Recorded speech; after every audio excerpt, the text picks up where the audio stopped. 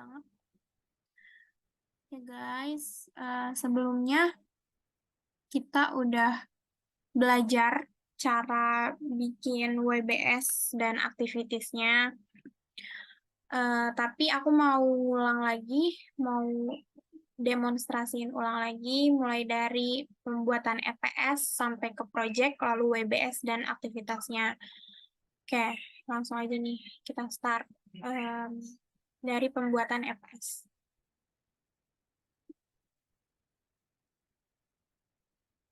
Oke. Ini udah ada 2, KG Project sama KG 2023, KGMF sama LMS. Nah, aku mau nyoba masukin salah satu di bagian LMS ini. Misal, kita add, terus kita bikin ID EPS-nya. Jadi, LXP Project, terus di sini LXP. Oke, udah kita close. Nah, ini udah masuk LXP Project, LXP.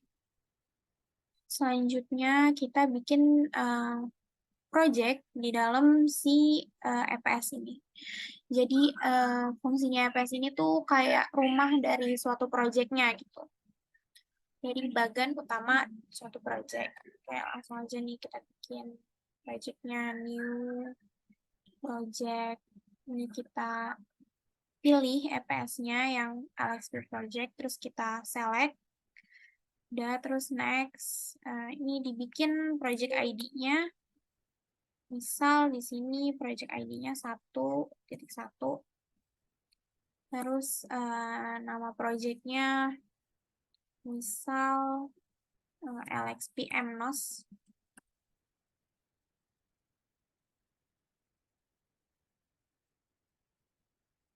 LXP MNOS. Oke. Nah, ini kita bikin plan start-nya itu dari tanggal 1 Agustus misal. Oke, ini kita select. Terus mas finish by-nya misal kita bikin tanggal 31 Desember. Select. Oke, dan kita next. Habis itu ini bisa di skip dulu nggak apa-apa. Terus itu kita finish. Nah, udah jadi projectnya. Terus kita open project. Oke, selanjutnya kita belajar bikin WBS. Pertama, kita ke project, pilih menu project, lalu klik WBS. Nah, oh iya, sebelum itu aku mau ngasih tahu dulu di bagian sini. Bagian sini itu adalah project window. Jadi semua kegiatannya itu di sini, lalu di sini itu rentang waktunya. Nanti akan muncul gancar di bagian si rentang waktu ini. Kayak gitu. Alright. Nah, setelah itu kita bikin WBS ini. Bikin WBS udah. Nah, ini kita klik kanan, add, terus di sini bikin ID-nya 1 misal. Terus yang pertama itu misalnya persiapan project. Persiapan project. Oke, udah.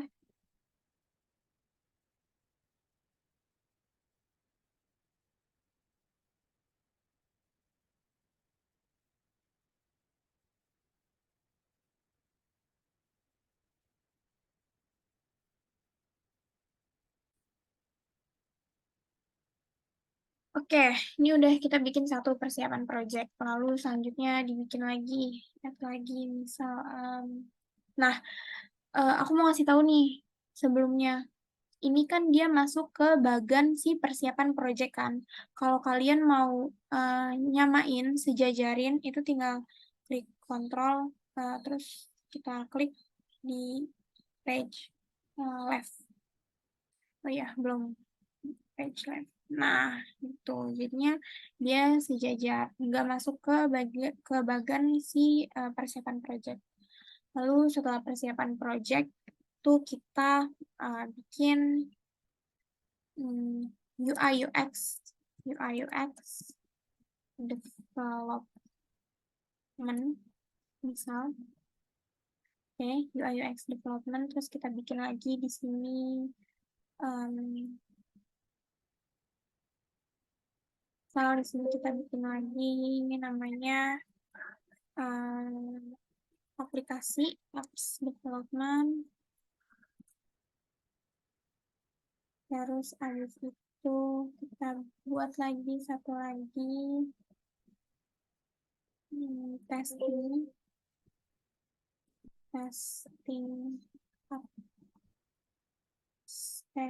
apps.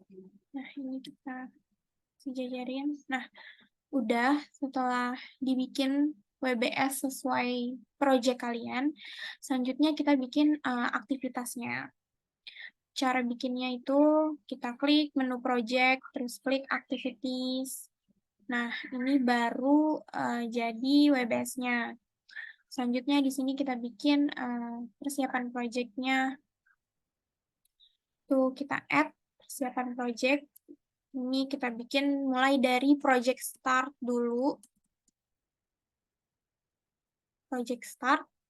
Nah, setelah itu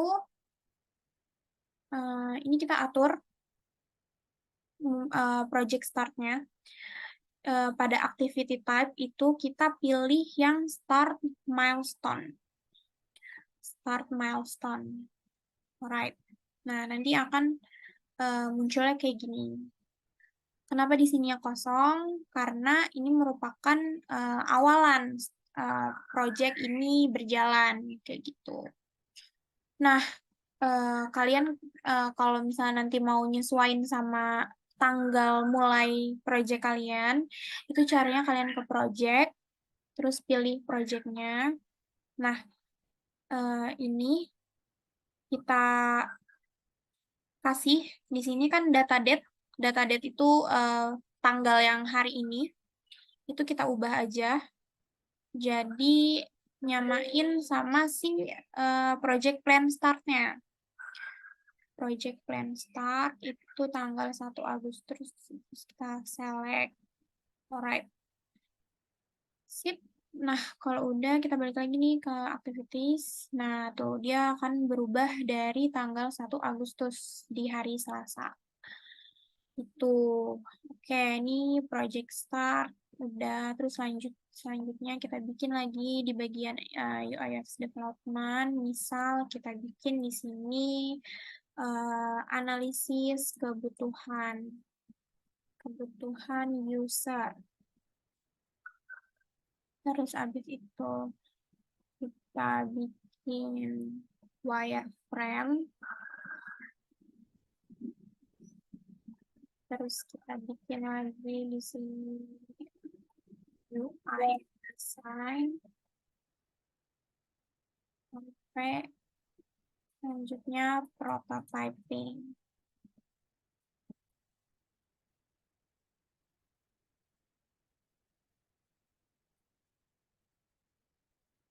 Prototyping. Nah, ini udah nih, misal segini dulu. Terus selanjutnya itu kita bikin kalendernya. Kalender kerja dari project ini. Oke, lanjut kita masuk ke enterprise, terus pilih kalender. Nah, ini aku udah ada, aku pakai KG, tapi kita coba bikin yang baru. Itu kita add, terus kita pilih standarnya. Misal pakai yang corporate standar full time, terus kita select. Nah, setelah itu nih akan muncul kalender baru, terus kita namain bebas mau namainnya kayak apa. Tapi aku di sini namain sesuai projectnya, jadi aku namain LXP. Alright. Nah, selanjutnya aku mau modify dari kalendernya. di sini itu jam kerjanya 10 jam. Tapi kita kan kerjanya udah 9 jam ya, 9 jam kerja. Nah, ini tinggal diklik work week, terus kita setting 9 jam kerja.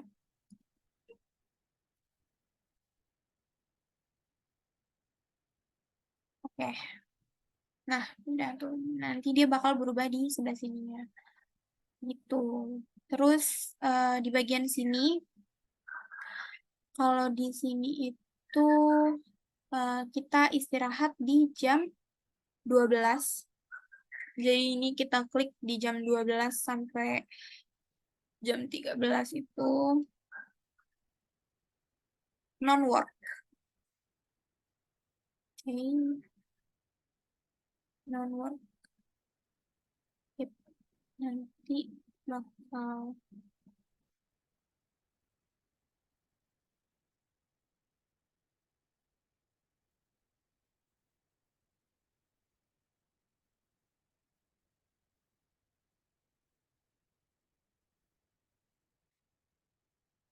sorry sorry. Oke. Nah, ini udah muncul kayak gini.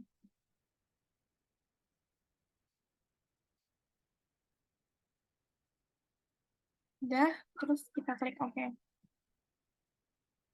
Udah kan, udah kayak gitu. Selanjutnya kita pilih pakai yang LXP.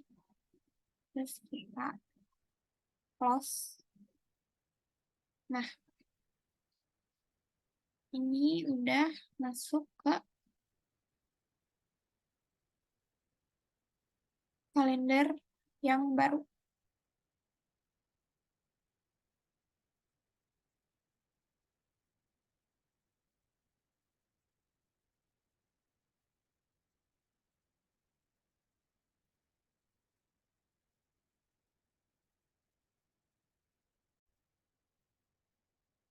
Nah, kalau udah kalian bikin semua aktivitasnya nih, nanti selanjutnya itu bikin durasi dari pekerjaannya. Ini, misal kita bikin analisis kebutuhan user selama 2 hari pengerjaan. Ini ditentuinnya juga sama resource yang ngerjain pekerjaannya. Itu kira-kira bisa diselesaikan kapan. Ini aku bikin wireframe, kita bikin 3 hari. Terus UI design 5 hari. UI design 7 hari. Terus prototyping 5 hari. Nah, eh, udah kayak gitu. Nah, nanti tuh bakal muncul di sininya. Sebenarnya kapan secara otomatis. Gitu kan. Selanjutnya kita bikin tahapan kerja, yaitu predecessor dan suksesor. Kalau predecessor itu tahapan kerja yang sebelumnya. Terus kalau suksesor itu tahapan selanjutnya pekerjaannya apa? Kayak ini aku contohin. Misal, kita kalau predecessor dulu. Ini wireframe nih, kita klik di sini kan wireframe. Sebelum pekerjaan wireframe itu ada analisis kebutuhan user. Nah, kita tinggal assign analisis kebutuhan user, terus kita assign. Ini juga masuknya nanti ke sini, ke relation si pekerjaannya gitu. Aduh, susah banget mau jelasinnya. Oke, nah selanjutnya terus nih UI design kita assign di sini sebelum pekerjaan sebelumnya itu wireframe finish to start prototyping design. Nah, setelah itu baru nanti bakalan muncul si Gantt chart-nya. Itu. Ini aku mau ngasih tahu. Jadi, di predecessor sama successor ini ada lag. Nah, lag ini tuh jeda waktu. Misal di bagian apa nih? analisis kebutuhan user. Butuh penambahan waktu buat survei, misal butuh penambahan waktu selama 2 hari. Tuh. Oke. Nah, nanti dia bakal muncul garis panjang ini sesuai sama harinya, sesuai sama kebutuhan lab-nya. Kayak gitu. Nah, selanjutnya, misal di UI design ini, buat selanjutnya ke prototyping, itu bisa dikerjain secara seri di hari ke-6 pekerjaan UI design. Nah, ini tinggal kita kasih -1. Berarti -1 hari. Nah, nanti dia bakal muncul kayak gini. Jadi bisa dimulai di hari Jumat. Itu. Di hari Kamis, sorry. Di hari Kamis. Itu dia udah bisa mulai prototyping. Kayak gitu. Jadi fungsinya lag itu buat nambah atau ngurangin hari. Nah, ini kan gancarnya udah muncul nih. Udah muncul kayak gini kan. Udah muncul di garis milestone-nya. Selanjutnya, misal pada tahap analisis kebutuhan, itu statusnya udah selesai, udah finish pekerjaannya. Ini bisa diklik finish. Nah, nanti dia bakal kayak gini. Ini berarti pekerjaannya sudah selesai. Kayak gitu. Terus di wireframe juga. Misal udah selesai. Finish. Nah, nanti bakal muncul seperti ini bentuknya.